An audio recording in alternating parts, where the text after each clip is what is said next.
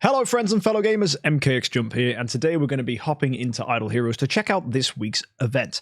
A lot of you might be wondering, is it worth using your wishing coins? Well, we're going to talk about that today, and is it worth spending your money? Well, that's going to be discussed as well. Before we do that though, let me tell you about Patreon, a way you can support the stream financially, and in return get yourself access to things like account reviews on our Discord channel. If you want more information on that, hit up there in the top corner of the screen, and a shout out to Bloggers Morg, who has decided to once again back me on Patreon. It was great to see you in account reviews this week, buddy.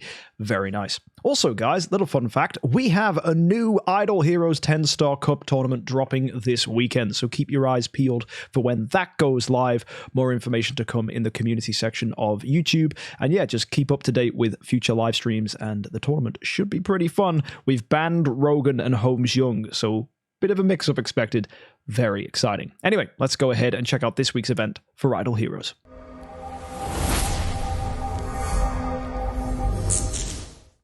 So today we have a Sky Labyrinth event. So every day for logging in, we'll get ourselves 15 mithril pickaxes and a super wishing coin.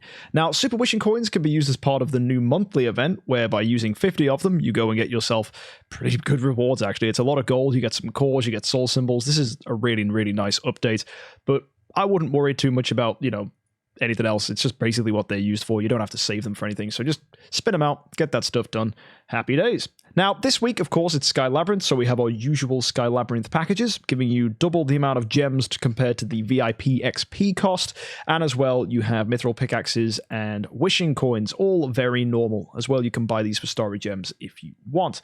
We also have a package here, which is pretty solid value. It's $100, but is giving you $100 worth of Prism Story gems, so immediately paying back for itself, and it's also giving you 70 mithril pickaxes, 150 wishing coins, double rewards from the Sky Labyrinth, and a spring privilege. And a spring privilege is pretty fun because as you make progress down this tracker, you're not just going to get the wishing coins 5 stars and additional mithril pickaxes, you're going to be getting yourself cores and stellar shards and spiritual essence. So that's really, really, really good to be able to pick those things up.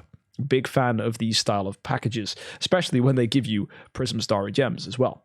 Very nice. On top of that, we have the Sky Labyrinth itself. Very standard stuff here. But apart from the normal rewards, we're getting ourselves spring points. And these points are what you need to accumulate to get yourself rewards. One big recommendation for this week is if you're free to play, that you make sure you do everything on the final day. Don't even go buying pickaxes with this, because if you haven't already seen, gems are being used more and more during events to give you top rewards. Just look at the last 2 weeks we've had. Anniversary will be no different, and you might need as many as 40,000 gems to get the most from Anniversary. So going ahead and buying pickaxes that you might not even need is probably a wasted activity. Most free-to-play players will probably want to take themselves to Stage 6, get that completed, pick up the 5-star chest if they need it. Some will just take whatever rewards they get and leave it and not even bother spending their extra gems on pickaxes, because you might argue it's not worth it, especially if you're not buying the exploration package, because then the additional progress you get from those leaves in the garden party just aren't worth it. However, if you do manage to get to 15 as a free-to-play player, you do get extra mithril pickaxes, which might help you make additional progress, but typically it's not going to be that much. So just take it steady and probably try and save your gems where possible. Which leads us nicely into the mysterious chests. You might look at this and go, wow, we're getting more of these spring points. But again, the rewards aren't that exciting. It's just a few wishing coins, 5 stars, and some more pickaxes. There's not an artifact here. So I wouldn't go wasting wishing coins, for example, just because you're getting these tokens too.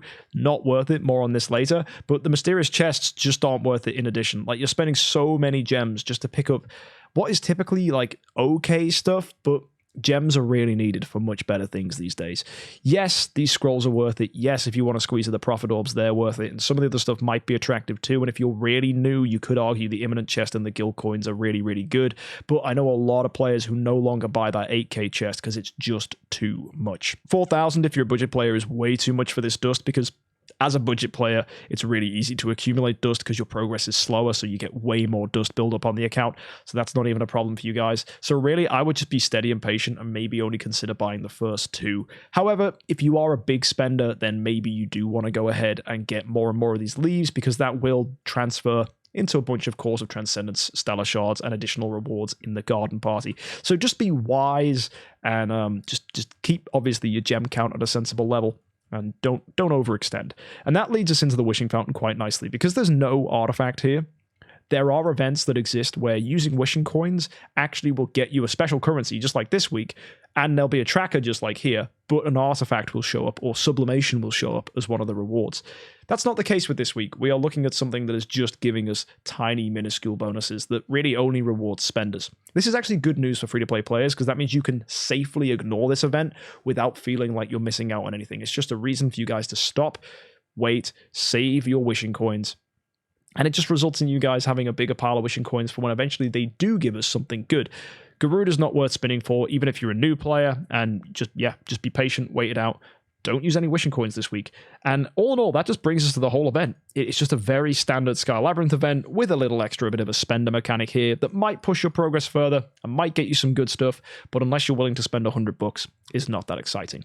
Next week, we get a brand new forest hero coming to the game, so more information on them later, and we have a hero exchange event just for that. However, they're not telling us who those heroes are, for once, which is weird. They have let us down in the past by obviously leaking stuff that's not been true, so maybe they just don't leak anything anymore. Maybe whoever was the person that set this up has been sacked, or maybe DH Games are tired, because literally showing us no spoilers whatsoever. It's pretty much just standard stuff for a Heroic Summons event. I'm not expecting this to be too impressive, but it is only April. The Transcendence version in May might be really good, and then whatever comes out in June for Anniversary, I have no idea. All I can tell you guys is it's 8 more weeks till Anniversary, so save, save, save. Probably don't get distracted and use your scrolls unless it's giving us something really good. I've got a nice big pile of scrolls ready for Anniversary too, so all in all, everything is pretty standard and as expected. The only other thing worth mentioning that's going to be happening soon in the future is that another stage of Void Campaign is going to be coming out as well. So anyone that's like trying to push through late stage of campaign, maybe you're a big fat whale with tons of A tiers, that's something to get excited for. For most people, though, it's like, what the heck? I've not even beaten Chapter 3 yet, let alone Chapter 4. It's just something to know that's coming out. Either way, folks, hopefully you find this event interesting. It's probably just a quiet week for most, if I'm honest. Don't worry if it just ends up being a snooze. That's totally fine. In fact, it just means you have to log in, do your dailies, and prioritize other things in your life. Do involve yourself in the community, join us here on stream, and if you're interested, why not consider backing me on Patreon to help the content. I'll see you next time, folks. Thanks for tuning in. Just a quick one today. And of course, have a good week, and happy idling.